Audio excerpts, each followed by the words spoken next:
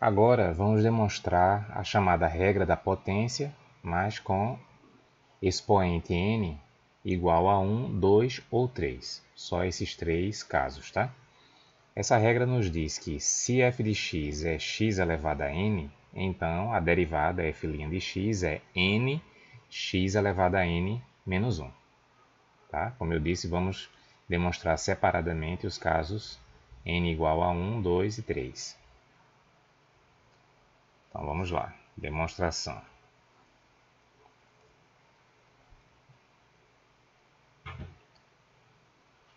Caso n igual a 1.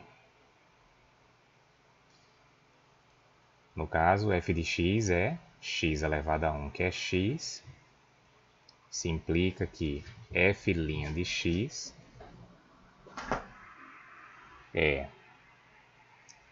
que está a definição de derivada, né? Limite de f de x mais ΔX menos f de x sobre ΔX quando ΔX tende a zero, que é o limite f de x é x, f de x mais ΔX é x mais ΔX, menos f de x, ou seja, menos x,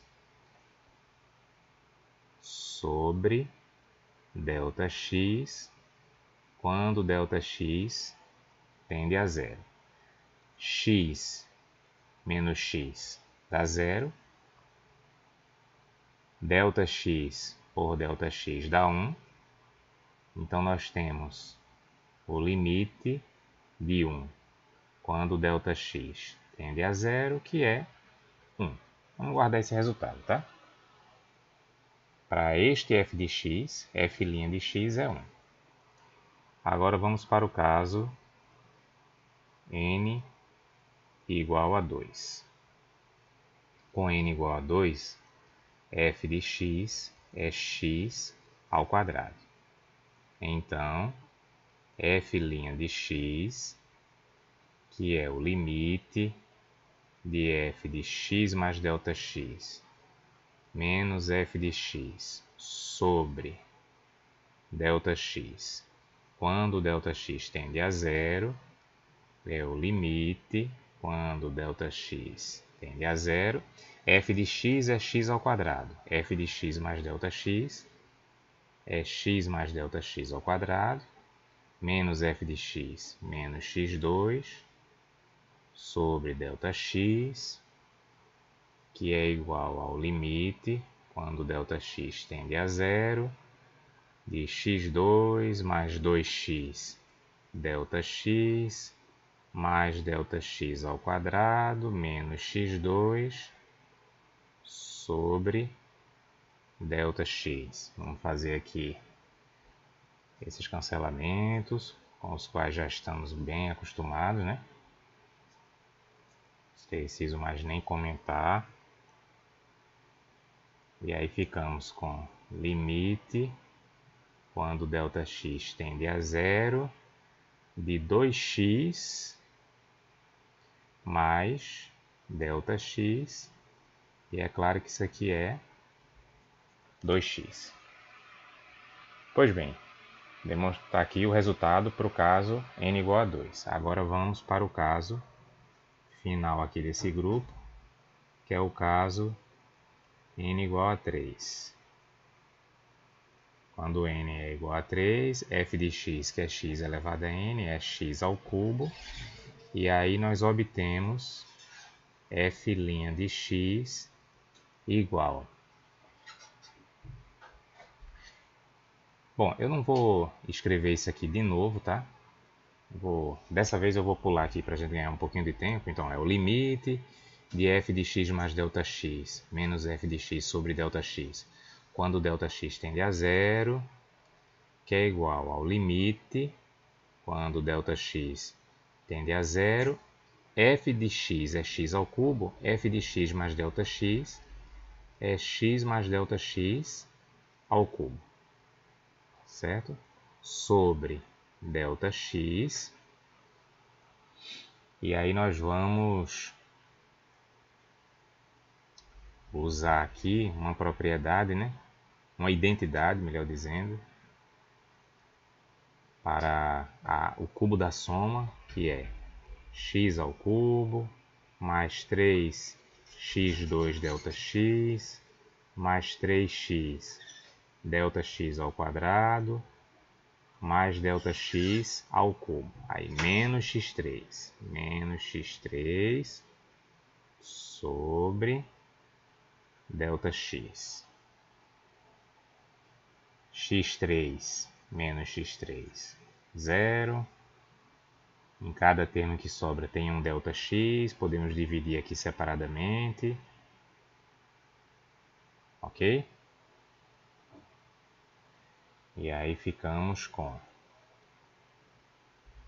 limite, quando ΔX tende a 0, de quê?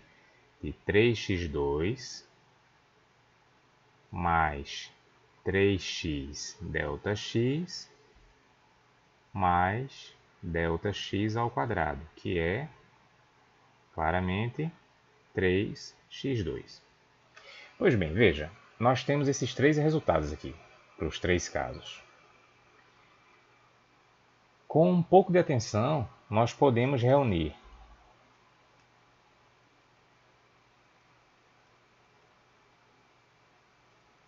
os três resultados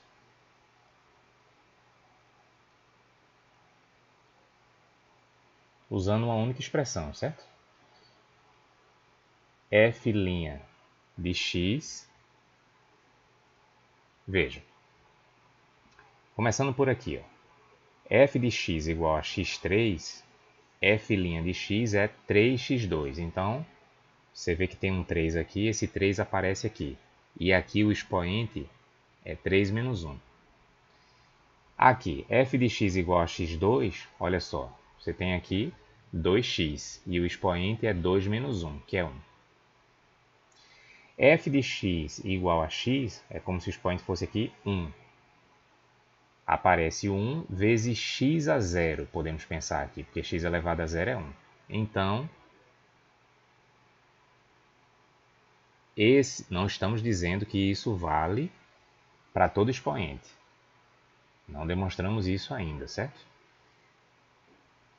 Valerá, mas não demonstramos isso ainda.